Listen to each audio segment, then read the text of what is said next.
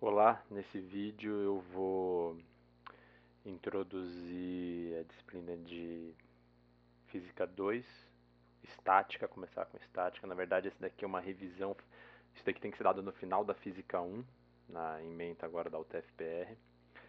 Tá? Vou começar com o teste 1, que eu dei a aula essa semana e surgiu uma dúvida de um aluno. Tentar deixar isso daqui mais claro nesse vídeo.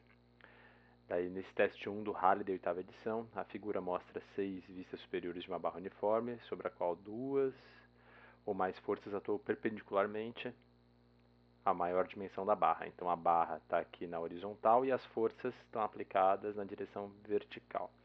Se os módulos das forças são ajustados adequadamente, mas mantidos diferentes de zero, em que situações a barra pode estar em equilíbrio estático?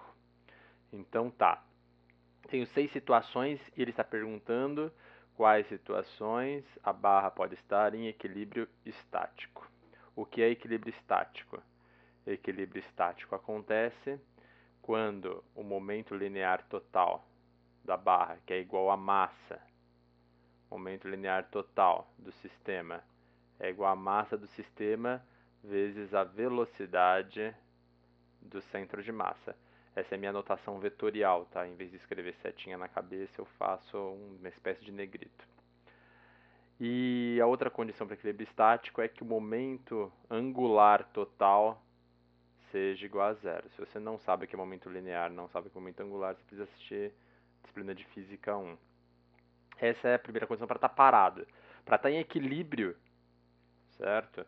A soma das forças, a soma vetorial das forças que agem sobre o sistema tem que ser zero. Então vamos pegar aqui, pega um objeto, eu vou ter forças sendo aplicadas em diferentes pontos do objeto, tem um ponto aqui onde está aplicando a força Fi, posso ter outro ponto aqui onde eu posso estar aplicando outra força FJ, sei lá, um outro ponto aqui onde eu posso estar aplicando outra força FK, o índice é mudo, tá? Eu posso F1, pode ser força 1, força 2, força 3, força 4, assim vai. A soma dessas forças tem que dar zero, isso quer dizer que a massa vezes a aceleração do centro de massa vai ser zero. Se essa condição se satisfizer, esse ponto aqui, que é o centro de massa do sistema, não estará acelerado. E a outra condição é que o torque total seja zero.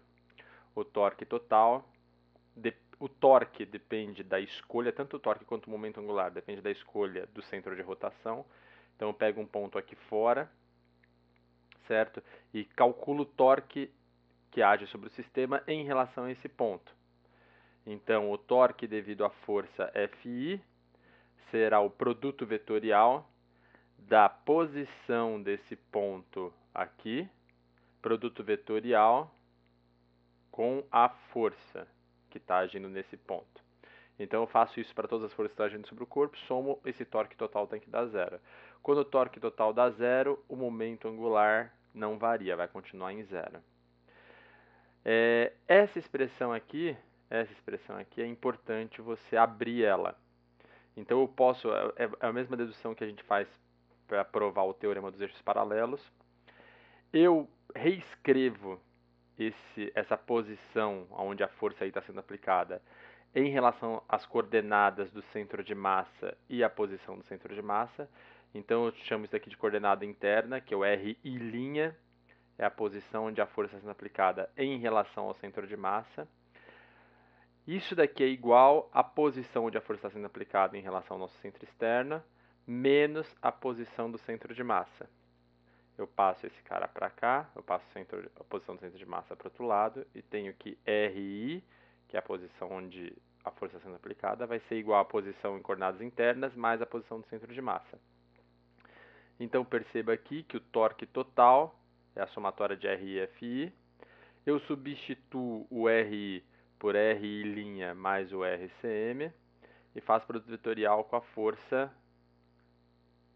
aplicada em I, certo? A força FI.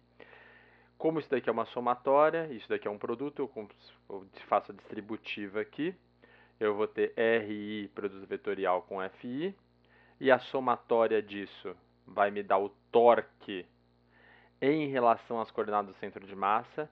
Então, se eu colocar meu referencial no centro de massa, o RCM é zero, eu vou ver o meu sistema sofrendo um torque, vai girar em torno do centro de massa, e a outra parte vai ser um torque que o centro de massa, então vou mudar aqui a cor para você conseguir enxergar.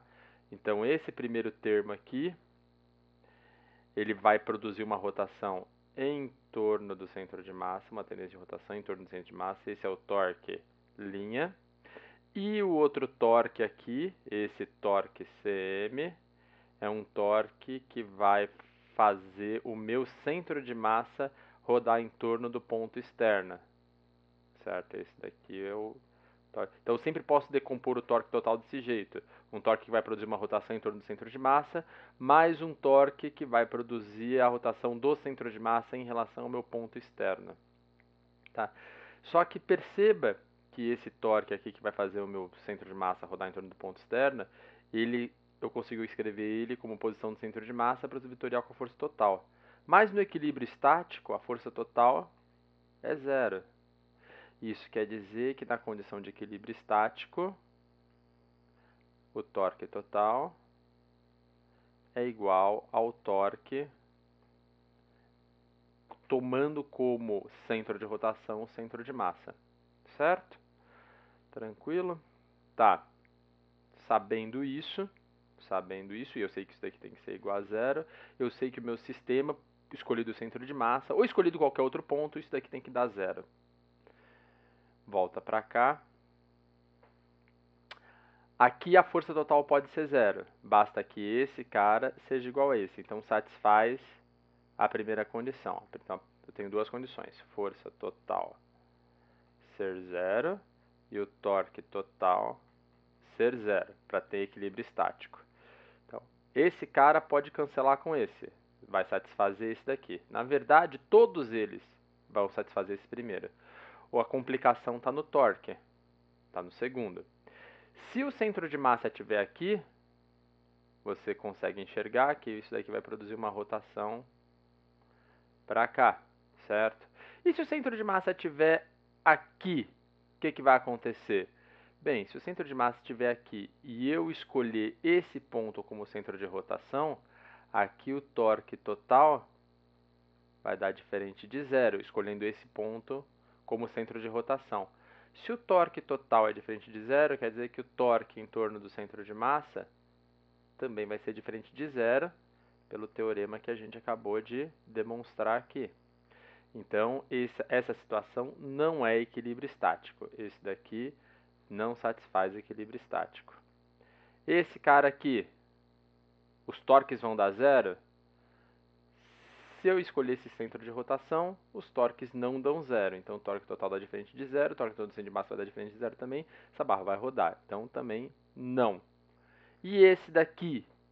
Bem, esse daqui, as forças podem dar zero. E se eu escolher esse ponto aqui, dependendo dos valores que eu escolho para as forças, esse cara aqui vai produzir uma rotação para esse lado, esse daqui uma rotação para esse mesmo lado, sentido anti-horário, e esse no sentido contrário. Aqui eu consigo fazer o torque total ser zero, escolhendo esse ponto. Se eu escolher outro ponto, também consigo. Se eu escolher esse ponto aqui, eu também consigo. Esse ponto fora, também consigo, dependendo da escolha que eu fizer das forças, também consigo. Eu consigo fazer todos os pontos, então esse cara aqui, eu consigo fazer equilíbrio estático. Esse daqui, se eu escolher esse ponto aqui do meio, você vê que a barra vai rodar para cá. Escolhi um ponto que eu não consigo fazer o torque ser zero. Se eu não consigo fazer o torque ser zero, esse daqui não vai ter equilíbrio estático. E esse daqui? Esse daqui, nesse ponto aqui, ele está rodando para cá, esse pode equilibrar com o outro lado, equilibra, parece que dá. Aqui, esse cara aqui vai rodar para cá, esses dois aqui rodam, dá também. E fora eu sempre vou conseguir, certo? Então, também vale, dá para fazer equilíbrio estático aqui. E aqui, mesma coisa, aqui esse cara vai rodar para cá, esses dois vão rodar para cá, mas esse eu consigo fazer equilibrado. Dependendo da escolha desse daqui, eu consigo fazer equilíbrio estático. Então, nesse exemplo aqui, a resposta é E, C e F. Espero que você tenha gostado dessa explicação.